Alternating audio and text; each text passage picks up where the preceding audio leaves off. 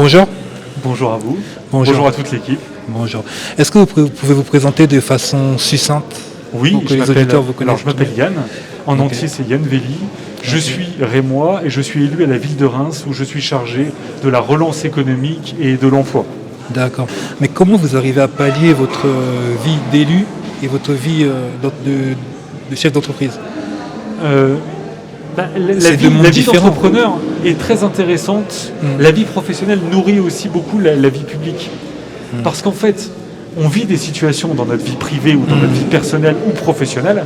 Et du coup, ça permet parfois de mieux comprendre des décisions à prendre du domaine de la mairie, du domaine du Grand Reims. Parce qu'on a l'autre côté, on a le côté du vécu de la décision. Il y a la prise de la décision, mais aussi le vécu de la décision. Donc on arrive mieux à comprendre aussi parfois, si on choisit de faire ça, eh bien, ça va servir vraiment beaucoup plus à ça qu'à ça. Voilà. C'est juste une question, en fait, de terrain et d'avoir les pieds par terre, en fait. Ok, exactement. Et vous avez souligné quelque chose de très intéressant, vous êtes aussi auto-entrepreneur.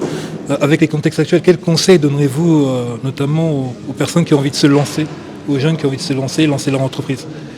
Il y a cette merveilleuse phrase, alors j'arrive jamais à retenir le nom du fondateur de LinkedIn, mais il a une phrase merveilleuse. Créer une entreprise, c'est se jeter du haut d'une falaise et construire un avion avant de toucher le sol.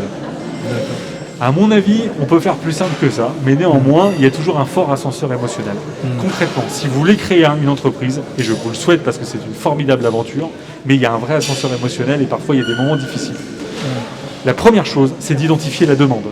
Vous n'êtes pas là pour vous faire plaisir à vous et de faire uniquement ce que vous avez envie de faire. Il faut vous assurer qu'il y ait des clients. Parce que le plus difficile au début, c'est d'amorcer la pompe. C'est-à-dire qu'il faut bien que vous puissiez facturer au plus tôt de votre activité. S'il n'y a pas de recette, vous savez, il y a plein de gens qui vont vous demander des sous un peu partout. Donc il faut forcément identifier la recette et de bien identifier la demande. Bien la qualifier.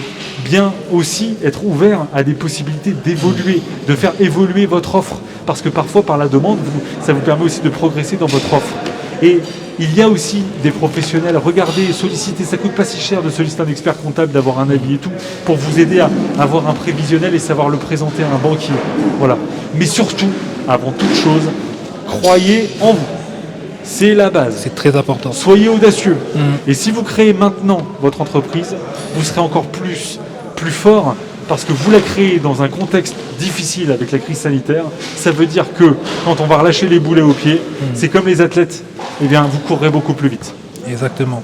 C'est très important de le savoir. Ça. Oui, croyez en vous. C'est très important pour monter des projets, notamment porter des projets, créer sa propre structure. Il faut surtout croire en soi. C'est ça.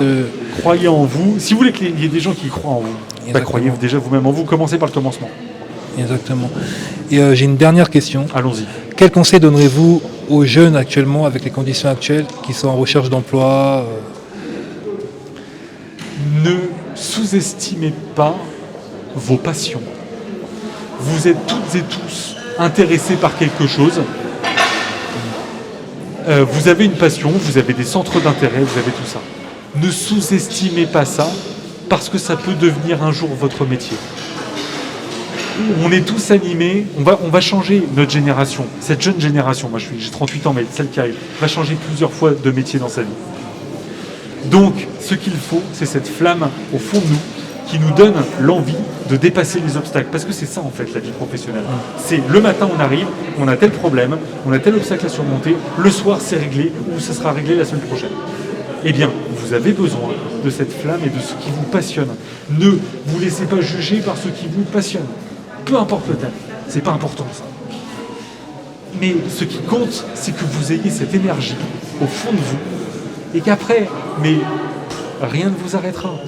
Il y aura des choses difficiles, il y a des moments, il y a des bons moments, des fichus quarts d'heure. Mais cette énergie au fond de vous-même, mais cultivez-la. Cultivez-la. C'est le vrai message que je veux vous lancer. Et croyez en vous. D'accord. Parce que vous avez tous du talent.